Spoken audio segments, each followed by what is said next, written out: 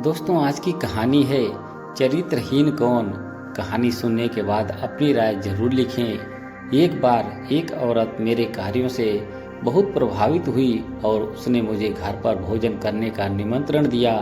प्रथम और द्वितीय बार तो मैंने बहाने कर मना कर दिया, लेकिन तीसरी बार मना ना कर पाया। मैंने उस औरत का निमंत्रण स्वीकार करते हुए उसके घर जाने का फैसला किया और उस औरत के घर भोजन के लिए चल पड़ा।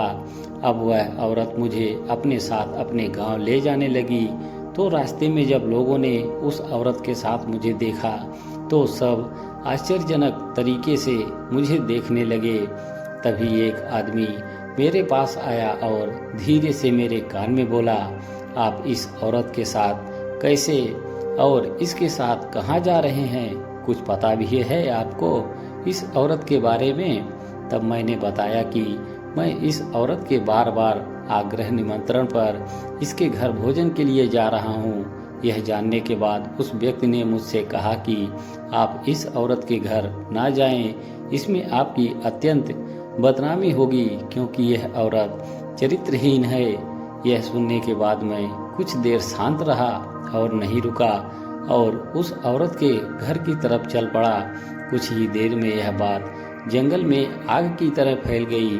आनन फानन में उस गांव का मुखिया दौड़ता हुआ मेरे पास आ गया और उस औरत के यहाँ ना जाने का अनुरोध करने लगा। विवाद की स्थिति उत्पन्न होती देख मैंने सबको शांत रहने को कहा। फिर मैंने मुखिया का एक हाथ अपने हाथ में कसकर पकड़ लिया और बोला, क्या अब आप ताली बजा सकते हैं? मुखिया बोला, एक हाथ से भला कैसे ताली बजेगी? इस पर मैंने मुस्कुराते हुए कहा, जैसे एक हाथ से ताली नहीं बज सकती तो अकेली औरत कैसे चरित्रहीन हो सकती है? मुखिया, क्या तुम जानते हो असली चरित्रहीन कौन है? सुनो और आप सभी सुनो। जब तक कि एक पुरुष एक स्त्री को चरित्रहीन बनने पर बाध्य ना करे, वह स्त्री कभी चरित्रहीन हो ही नहीं सकती। एक चरित्रहीन पुरुष ही एक स्त्री को चरित्रहीन बनने में पूर्ण रूप से जिम्मेदार होता है।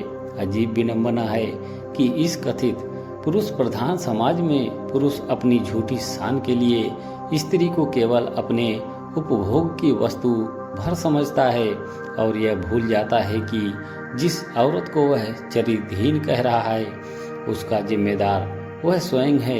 इसी पुरुष प्रधान समाज ने ही अपनी माँ, अपनी बहन और अपनी बेटी को छोड़कर दुनिया की समस्त स्त्रियों को चरित्रहीन कहा।